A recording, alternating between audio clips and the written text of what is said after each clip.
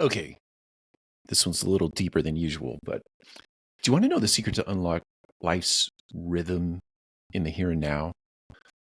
There's this wonderful quote. I won't be able to make attribution to who said this, but it says, "In the silent footsteps of the now, we find the dance of life." And I think it's this incredible reminder for whatever you do in the multifamily space, whether you're a property manager, maintenance supervisor, whatever position you hold in any organization across this great industry, it's just important to remember to be present in the moment. I'm going to talk about 3 things you can do. I think it's important that you cultivate this mindful engagement. In other words, every time you sit to have a conversation with someone, and look, this might sound a little esoteric, but even when you're having a conversation with yourself, be mindful of the things that you are saying to yourself. Be mindful of an interaction with somebody else, whether it be on site or somebody in your home or somebody in the community.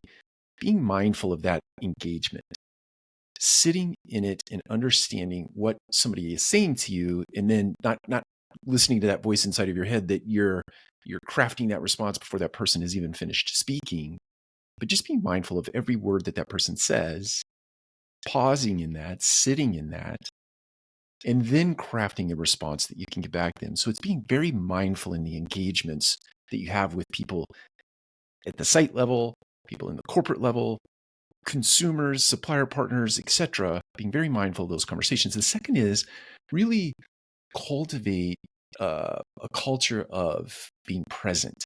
It is so easy today to get distracted by your phone, alerts going off on your laptop, alerts going off on your computer, alerts going off all around you, the noise that is in the environment that you might be in. It's very hard to get fully present in a conversation.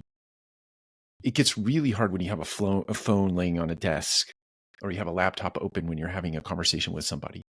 My encouragement to you is to really get intentional in the year 2024, because I think the differentiating factor in 2024 for organizations is going to be a tough year, is the level of customer service, the level of mindfulness, the level of presence that you have in conversations. That's going to be the differentiator. When people feel heard and they feel seen and they feel like you really care about their concerns and you take care of those concerns in an efficient and effective manner, that's going to be the differentiating factor. So be present.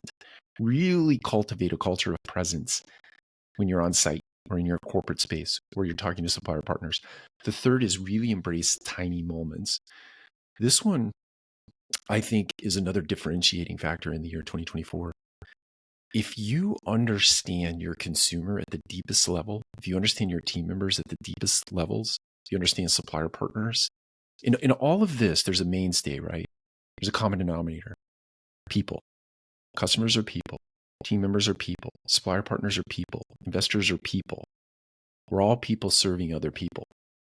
And to the extent that you can really listen and you can catch something that is really deeply meaningful to someone, and then you, as a servant in this world, as a servant in industry, as a servant in the community, can take that little nugget, whatever it might be someone's favorite coffee, might be someone's favorite tea, it might be someone's favorite food, doesn't matter. Those are tip of tongue examples.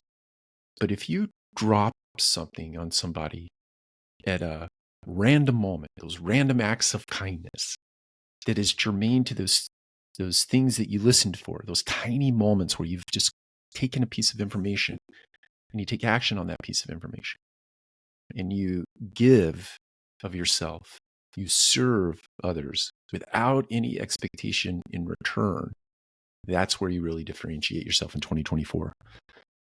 Call it the gifting economy. Call it the serving economy. Call it being a servant leader. Whatever it is you want to call it, do that. It will make a difference in 2024. Take care. We'll talk to you again soon.